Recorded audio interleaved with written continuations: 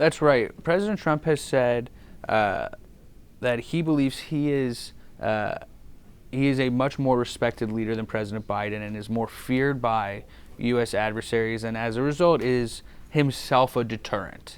And so he has said that the way the Afghanistan withdrawal happened led U.S. adversaries to believe that the U.S. would not respond and that the U.S. was weak.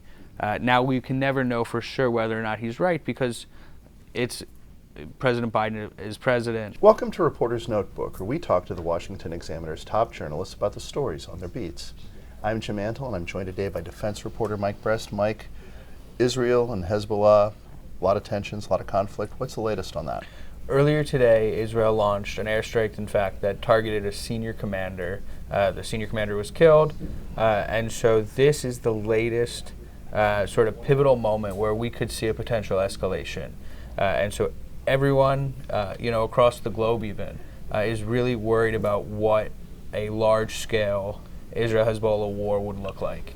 And to give you some context, Hezbollah is considered a much more sophisticated and well-equipped paramilitary compared to Hamas, which Israel has been fighting now for 8 months.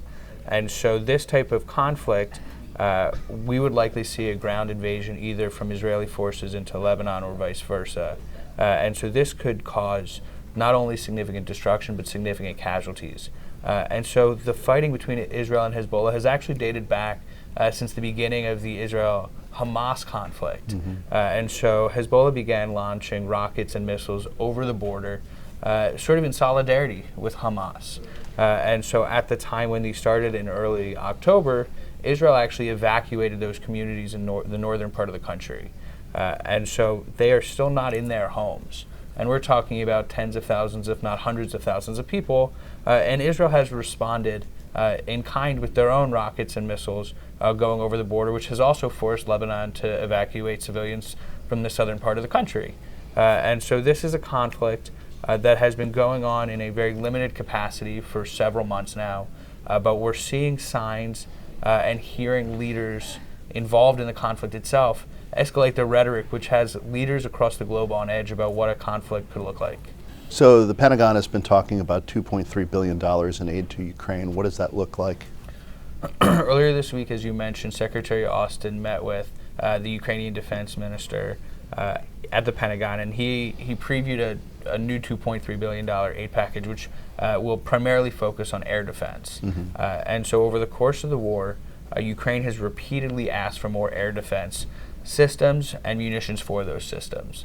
And it's not something you can ever have enough of, given the rapidness that Ukrainian forces go through them. And it's because one of Russia's tactics is to use an aerial campaign specifically to target their infrastructure. And so we are seeing the U.S. Try in kind to fill those urgent needs. We heard from former President Trump at the debate talk about how he would handle some of these crises, including Ukraine and also Israel. What did he have to say?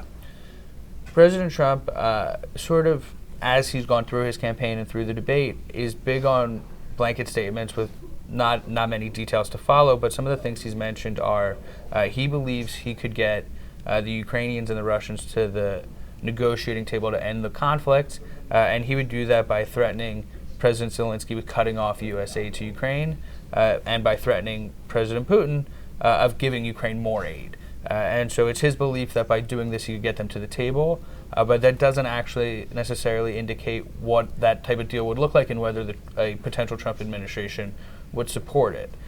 As we know, the Biden administration comparatively does not support going to the negotiating table until Ukraine feels like they are ready to. Right. And Ukraine's biggest contention in negotiations is that they are not willing to give up any of their land. They believe that if you were to freeze the conflict in a ceasefire at this moment, Russia would just use that time to refit, rearm, and then launch a subsequent attack.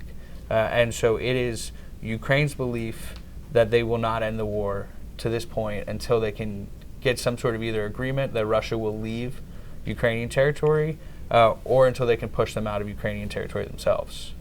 And Trump has argued that his presence alone in the White House would deter some of what's going on in Ukraine and also what's gone on in Israel. That's right. President Trump has said that he believes he is a much more respected leader than President Biden and is more feared by U.S. adversaries, and as a result is himself a deterrent. And so he has said that the way the Afghanistan withdrawal happened led U.S. adversaries to believe that the U.S. would not respond and that the U.S. was weak. Now, we can never know for sure whether or not he's right because it's President Biden is president. Sure, it's a hypothetical. Exactly. And so we don't know exactly if President Trump would have prevented these conflicts from happening, but we have been able to get some insight over the last couple of days into what he would do if he were to win again. Thank you, Mike. You can read Mike and the rest of our national security team's coverage at WashingtonExaminer.com.